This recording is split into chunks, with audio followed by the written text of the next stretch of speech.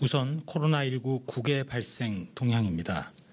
전 세계 코로나19 발생이 6주 연속 증가했고 델타 변이 등의 영향으로 방역 모범국으로 평가받던 일부 국가, 특히 동남아시아 지역을 중심으로 해서 많은 국가에서 환자 발생이 급증하고 있습니다.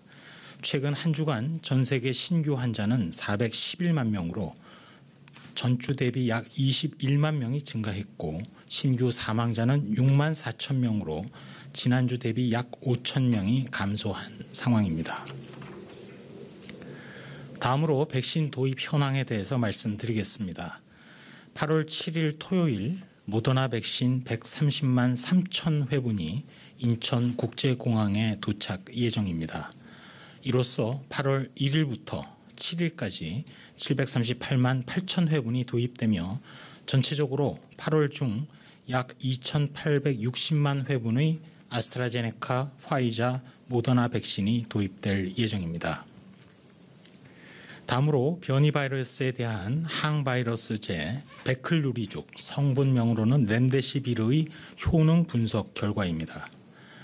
세포 실험을 통해서 델타 변이 등 주요 변이 4종, 그리고 기타 변이 5종, 국내에서 발견된 변이 2종 등 총 11종류에 대한 코로나19 항바이러스제 렘데시비르의 효능을 분석하였습니다. 분석 결과 항바이러스의 효능이 전체 변이종 11종에 대해서 유지됨을 확인하였습니다. 변이 바이러스 확산이 지속되는 상황에서 항바이러스 등 치료제 효능 평가를 지속적으로 수행하고 말씀드리겠습니다. 다음으로 코로나19 바이러스 변이주 분양 현황을 말씀드리면 현재까지 총 64개 기관에 816건이 분양되었습니다.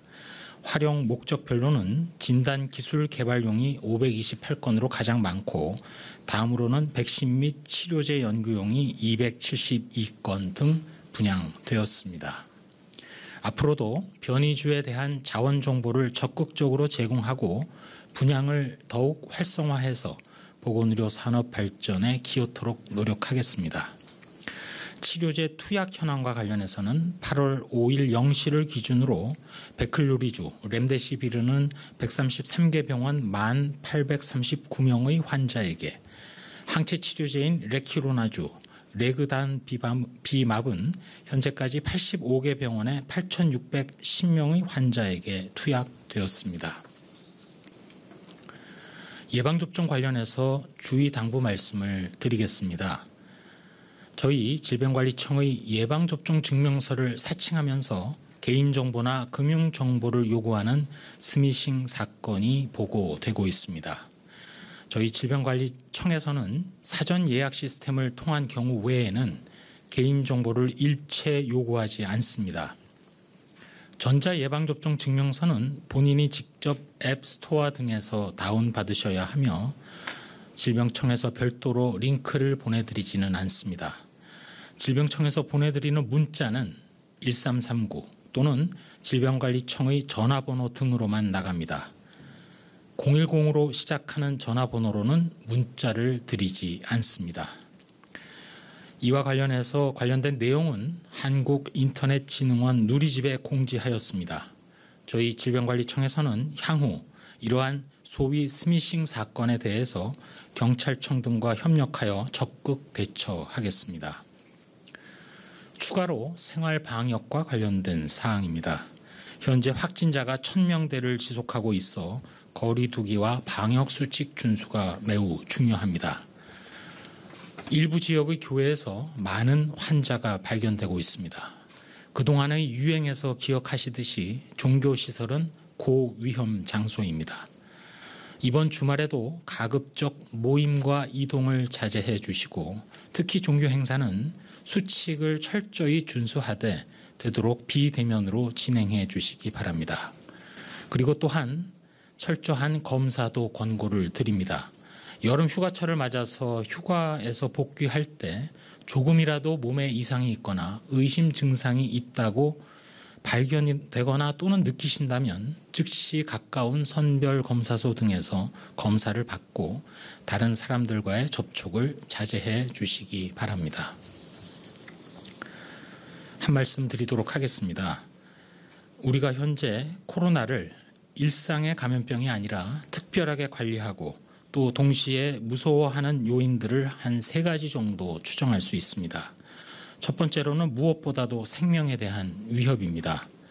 코로나는 고위험군을 대상으로 치명률이 인플루엔자보다 매우 높기 때문이기도 합니다. 두 번째로는 의료 역량의 부족 가능성 때문입니다. 혹시라도 위중증 환자가 많아져서 중환자실과 의료 인력이 집중되고 이에 따라 감염되어도 만약 치료를 못 받는 상황이 되면 어쩌나 하는 걱정이 그 핵심이기도 합니다. 세 번째로는 코로나로 인한 합병증과 후유증 등입니다. 설령 회복되더라도 코로나19로 합병증이나 후유증으로 긴 시간 고생을 하면 어쩌나 하는 두려움 등입니다. 말씀드린 이러한 코로나에 대한 두려움들은 앞으로 중장기적으로는 단계적으로 해결될 수 있습니다. 우선 1차로는 완전 접종률이 피해 최소화 수준인 집단 면역률 70%로 접근하면 할수록 두려움이 잦아들면서 일상에 자신감을 가지게 될 것이라고 생각합니다. 2차로는 국산 백신이 개발 생산되는 등 앞으로 백신 물량의 확보 걱정 없이 더구나 어떠한 변이가 출현하더라도 언제든 국내 자체 물량으로 추가 접종 또는 완전 접종이 가능하다는 상황이 되면 결국은 그때는 코로나로부터 자유로울 수 있지 않을까 생각합니다. 또한 3차로는 코로나도 인플루엔자처럼 효과적이고 투약 편리한 치료제가 더 많이 상용화된다면 결국은 의료 역량을 더 이상 걱정하지 않게 될 것입니다. 이것이 바로 코로나가 특별한 감염병에서 먼 장래에 일상의 감염병으로 자리매김하는 순서가 아닌가 생각해 봅니다. 그러한 상황이 9월 이후 우리에게도 단계적으로 찾아올 수 있다고 생각합니다. 세계 어느 한 나라라도 높은 접종률 하에서 거리두기 조정과 일상을 찾는다면 훨씬 더 빠르게 그러한 두려움도 없어질 것입니다. 지금과 같은 어두운 시기에 이러한 중장기적 희망을 얘기하는 것이 마음에 안 드실 수 있을 것입니다. 그러나 분명하게 말씀드리고 싶은 것은 현재 코로나 극복의 길로 가고 있는 것은 분명하기에 희망을 가지고 조금 더 인내해 주실 것을 부탁 올립니다.